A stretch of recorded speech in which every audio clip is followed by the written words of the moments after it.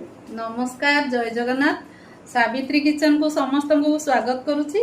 तो मु आज गोटे रेसिपी देखाइबी छेनापोड़र रेसिपी। चलतु मु देखाइबी छेनापोड़र रेसिपी। छेनापोड़ पई जहाँ सब दरकार मु एठी सब नहीं जाइछि। आपण माने देखंतु मु एठी 2 लिटर क्षीर नैछि, आउ किछि काजू नैछि, किछि गुजराती नैछि, आउ चीनी 300 खंडे ग्राम नैछि, आउ किछि सुजी नैछि। चलतु देखा मु केमिति प्रकार करुच्ची को प्रोसेस रे। देखंतु क्षीर एबे भलो भाबरे फुटी गलानी। आउ आमे क्षीरटा को कम समय फुटेबा, बेसी फुटेया पई दबानी। एमती गोळेई चलेबा, मझिरे मझिरे एमती गोळेई चलेबा, हेले छेनाटा भलो हबो। बेसी गोळेई चलले एमती मझिरे मझिरे एमती गोळेई चलेबा। एबे क्षीर फुटी गलानी हमरो। किछि पानी रे विनेगर पकेइछि 3 चामच, 2 रु 3 चामच पकेइ देबे। मु 2 रु 3 चामच पकेइछि। देखंतु एमती पकेइ देबा, मझिरे मझिरे पकेइ कि एमती गोळेइबा। हम छेनाटा एना भलो हबो। एका थरे पकेइबेनी, मझिरे मझिरे 2 रु 3 थर करी धीरे धीरे पकेइबे। एमती पकेइ कि देखंतु छेना हेइ आसलानी। धीरे धीरे हमर छेना कटि आसलानी। केते बढ़िया हेइ आसुची।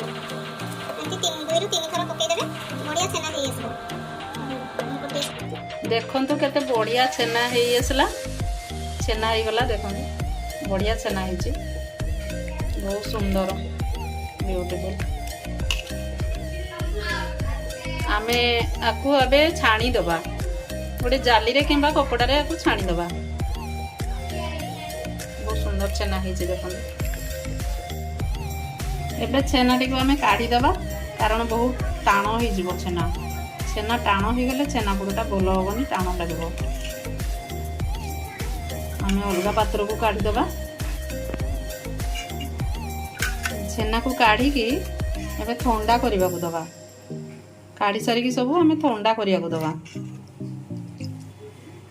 आमे एबे किछि सुजी ऐड कर दबा। 3 रु 4 चामच भितरे सुजी ऐड करिवे, छोटा चामच रे। बेसी सुजी देबेनी, कारण पिठाटा नरम हो टाण हो जिवो। हल्का गुआ घी दे दबा। आ मो चीनी जो रखी थी, चीनी गुडा को मु ग्राइंडर रे मिक्स कर देछि, गुंड कर देछि। एटा हमें पकई दबा। गुंड करी देले भलो माने मिसी जिवो। एमती सब मिसेई की गोळेई दबा। एमती गोळेइबा, धीरे धीरे गोळेइबा। हाथ रे बेसी चकटिबेनी कि मेल्ट बेसी करिबेनी, दळिबेनी। हल्का हल्का एटा को मिसेइबे, धीरे धीरे सब मिक्स करिवे। किछि पानी रखिबे, छेना पानी रखिबे आदरे। तो बेसी टाण करिबेनी, कारण छेना पानी रहिले टिके भलो ए सुजीटा मिसी जिवो ता संगरे, आ भलो हबो, फुलिबो भलो। सुजी फुली गले, मिसी गले छेनाटा भलो, पोड़ोटा भलो हबो। एबे ढांकुणी खोली कि देखबा, हमें छेनाटा पूरा माने परफेक्ट हो जाइछि। आमे आदरे की करबा, किछि गुजराती गुंड एमती गुंड करके रखिछि। आमे पकई देबा, चोपा बाहर कर देबा। गुंड कला बेले चोपा बाहर कर देबे। आ किछि काजू किशमिश रखिछि, एमती पकई देबा, मिसई देबा।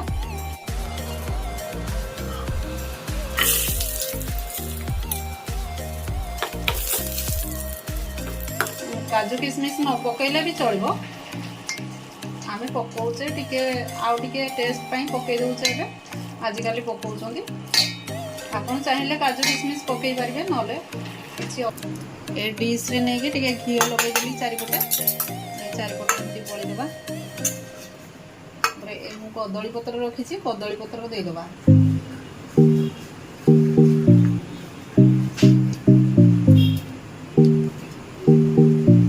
गरम कर देबे। गरम कले भलो माने नरम हो जिवो, टाण रहइबो। तापर एटा को ढाली देबा। बेटरटा केते बढ़िया होइछि देखंतु। देखा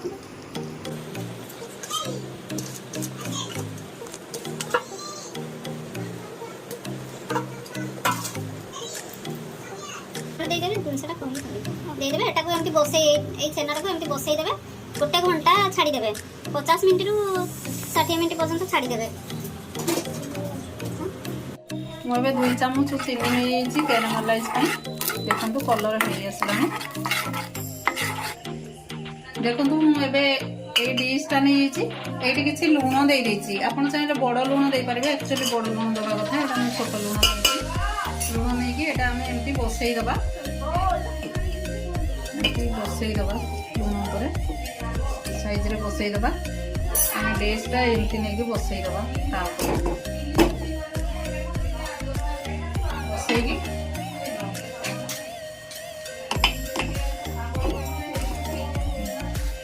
बसईकी एमती ढाकुनी घोड़े या आम ए 40 ରୁ 50 मिनट रखा सीझापी मीडियम फ्लेम रे रखा चेक करवा देखो बढ़िया हो किसी भी लगुनि आम उठेबा उठे गोटे प्लेट को आम नहीं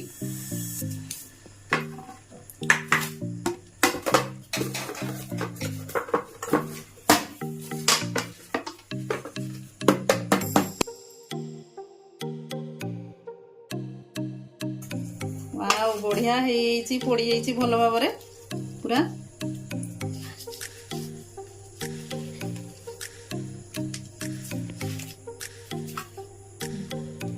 देखो तो केते बढ़िया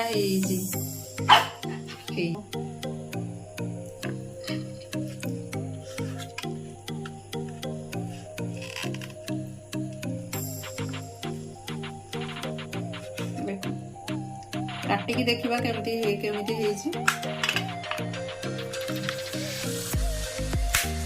बहुत बढ़िया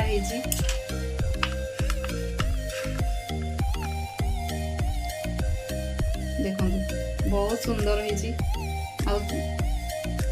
दुई पटु भी भल भाव में पड़ जाइए आ बहुत सुंदर पूरा नरम भी अच्छी देखो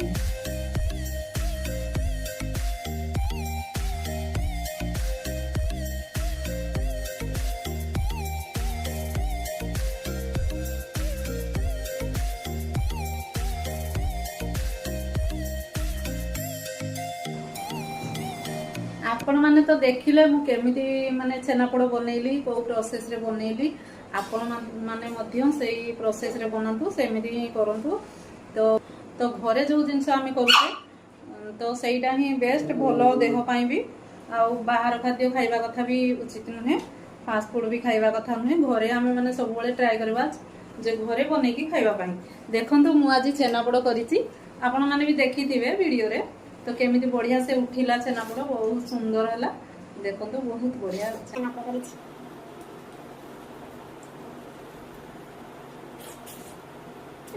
तो आपण माने बहुत मात्रा रे मते लाइक करंतु सब्सक्राइब करंतु आ कमेंट मध्य करंतु थैंक यू।